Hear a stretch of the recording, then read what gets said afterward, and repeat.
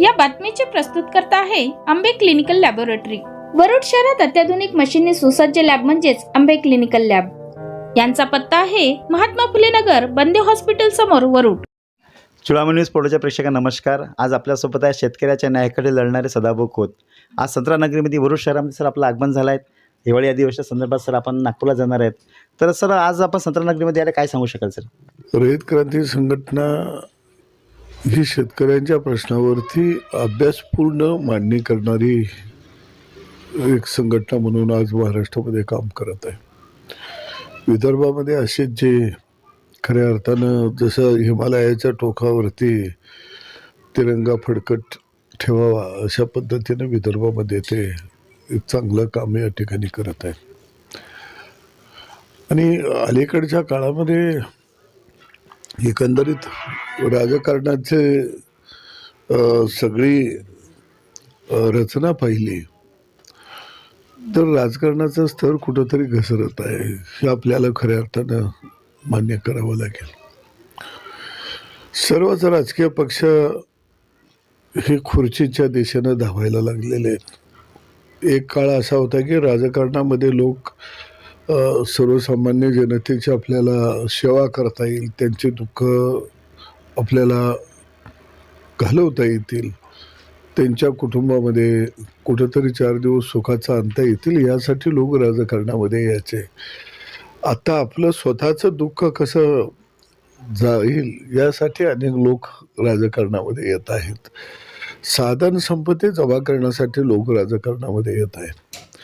आणि त्यामुळं राजकारण अलीकडं हे जसं पूर्वी लुटारूंच्या टोळ्या असाव्या तशा राजकारणामध्ये येणारे लोक हे लायसनधारक लुटारू आहेत म्हटलं तरी काही फार वावगं आहे असं मला वाटत नाही.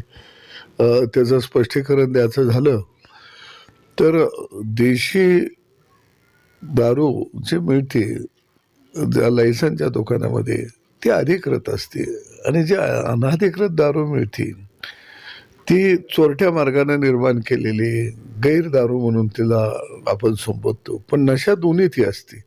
लायसनच्या दुकानात पिलेल्या दारूत ही नशा आहे, आणि बिगर लायसननं निर्माण केलेल्या दारूमध्ये सुद्धा नशा आहे. तसं राजकारणाचं आज झालेलं आहे. अनधिकृत दरोडा घालणं म्हणजे त्याला न्यायालयाच्या प्रक्रियेत ती व्यक्ती येत असते दरोडेखोर, आणि त्यांच्यावरती खटला चालवला जातो, त्यांना शिक्षा होती. राजकारणामध्ये येऊन दरोडा टाकला तर तो लायसनचा परवानाधारक दरोडा असतो, त्यामुळं त्याला काही फारशी शिक्षा वगैरे होत नसते. अशा पद्धतीची आज एकंदरीत राजकारणाची उतरण आपल्याला पाहायला मिळत आहे. आणि अशा कठीण परिस्थितीमध्ये शेतकऱ्यांच्या प्रश्नाला आता चालना देणं हे अलीकडच्या काळामध्ये फार मोठं कठीण होत चाललेलं.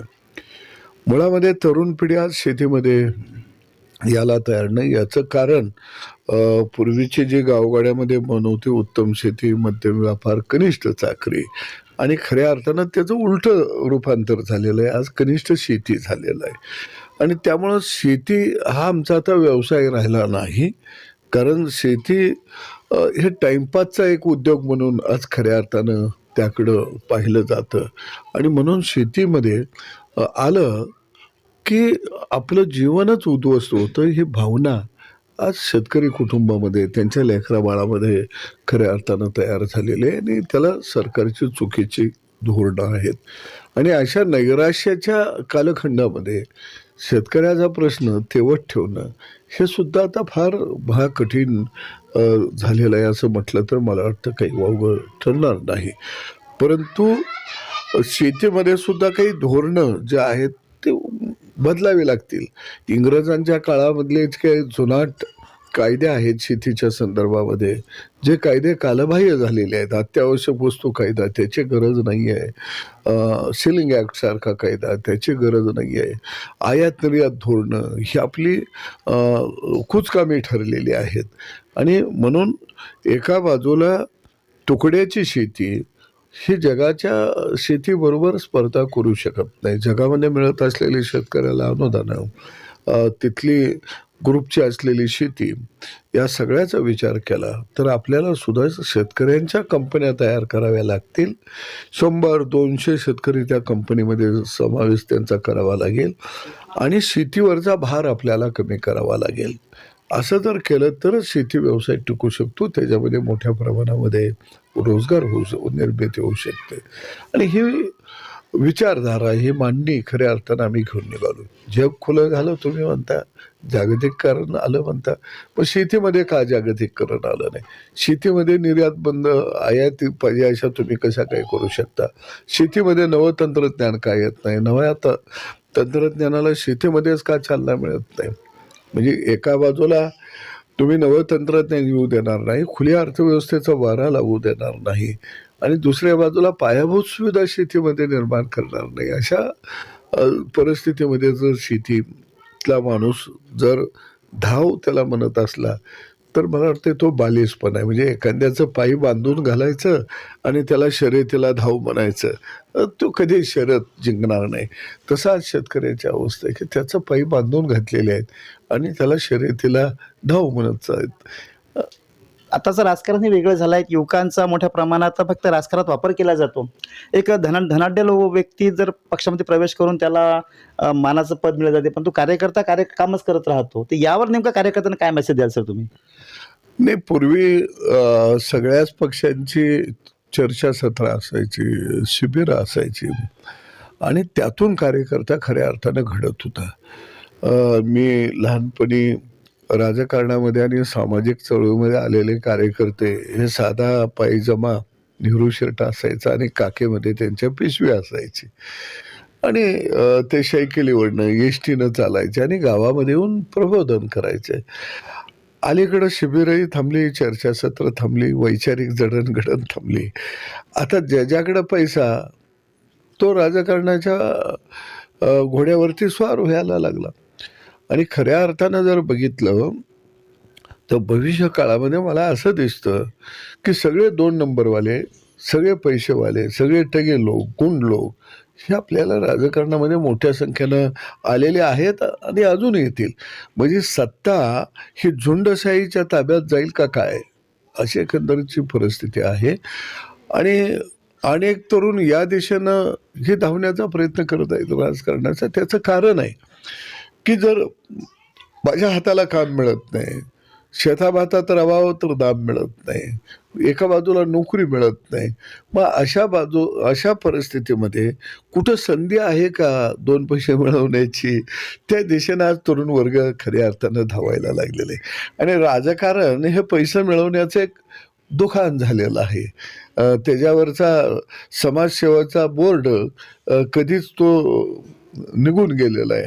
आणि म्हणून खऱ्या अर्थानं सगळी तरुण पिढी या दिशेने येत आहे. पण अशा परिस्थितीमध्ये आपल्याकडे एक मन आहे की आम्ही वादळामध्येही दिवा तेवत ठेवू.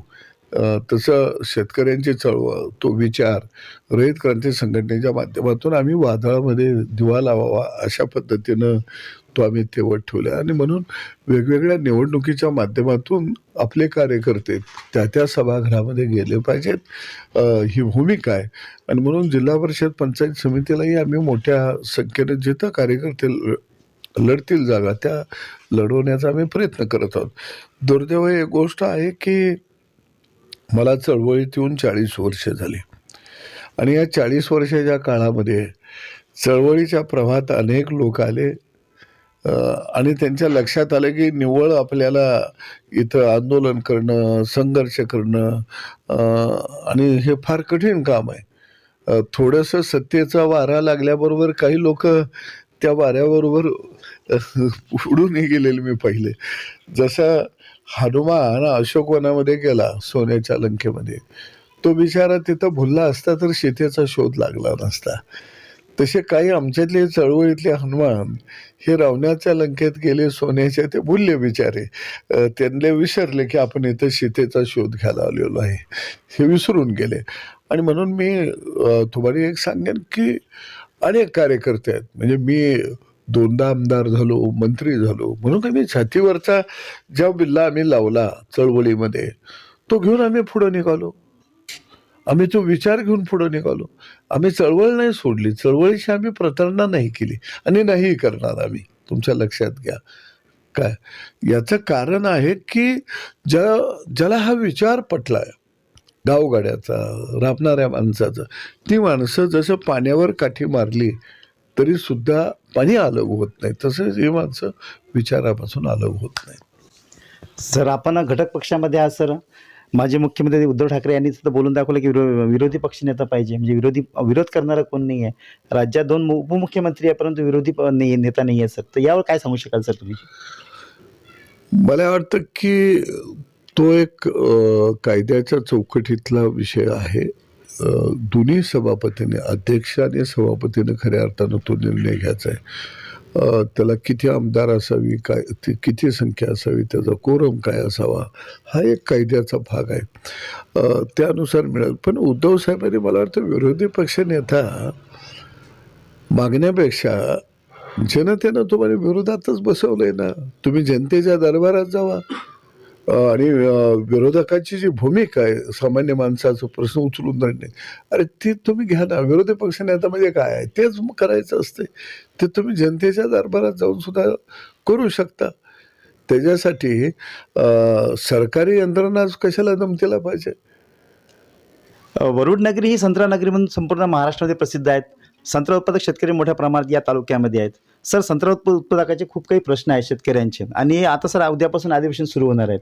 आपण शेतकऱ्यांच्या प्रत्येक न्याय हक्कासाठी आपण लढत असतात, आणि नुकताच आता सर नगर परिषद निवडणुका आटोपल्या. मोठ्या प्रमाणात खर्च झाला, परंतु आता काही दिवसात जिल्हा परिषद पंचायत समिती निवडणुका सुद्धा लागणार आहेत. तर नेमका शेतकऱ्याचा हा प्रश्न हा वैरनिवृत्त आहे सर. यावर काय सांगू शकाल सर? विदर्भ हा पांढरं सोनं म्हणून ओळखला जातो, आणि संत्र्यामध्ये विशेषतः अमरावती असेल, अकोला असेल, इकडं नागपूर असेल, हा सगळा मोठा पट्टा संत्रा पट्टा म्हणून ओळखला जातो.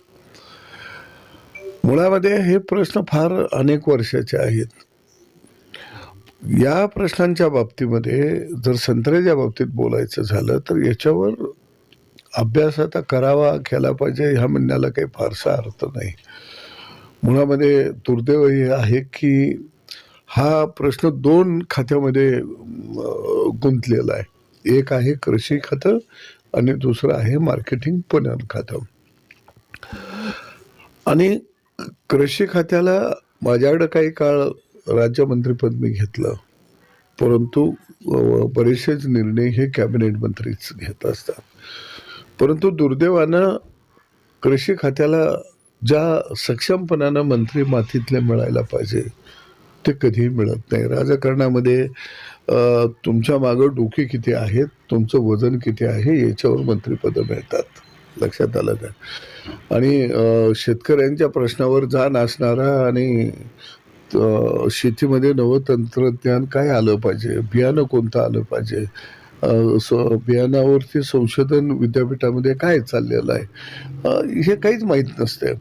संत्र्यामध्ये सुद्धा आपल्याला जास्त काळ त्याचा पल्प कसा टिकेल, ज्यूस कसा टिकेल, आणि जगाच्या बाजारपेठेमध्ये जास्त काळ संत्रा टिकला तरच तो मार्केटिंग होऊ शकतो.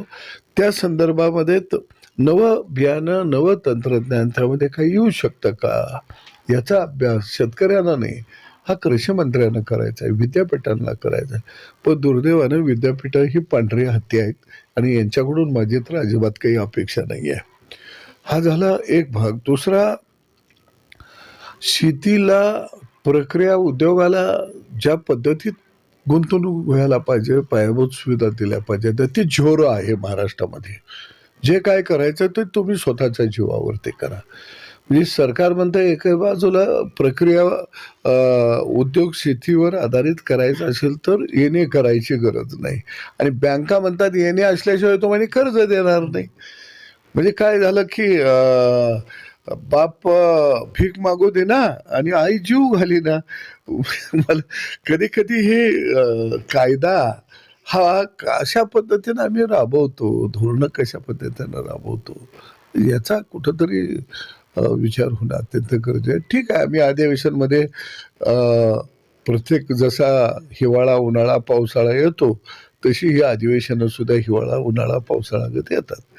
एक विदर्भात घ्यायचं असते म्हणून घेतलं जातं. आता ठीक आहे, आम्ही त्या शेतीच्या प्रश्नावर बोलणं क्रमप्रत आहे, त्याच्यावर मी बोलू.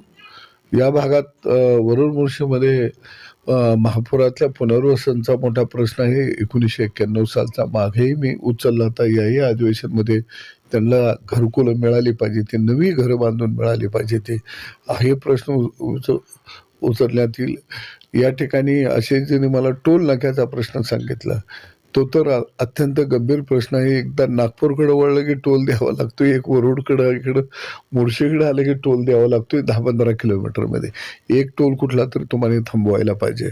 असे काही प्रश्न आहेत विदर्भाचे, ते प्रश्न आम्ही घेणार आहे. मग तो तर कपास आहे, संत्रा आहे, शेतकऱ्याची कर्जमाफीचा प्रश्न आहे, धानाचा प्रश्न आहे आणि शेतीवर पूरक आधारित व्यवसाय यांचे काही प्रश्न आहेत, हे या अधिवेशनामध्ये घेतले जाते.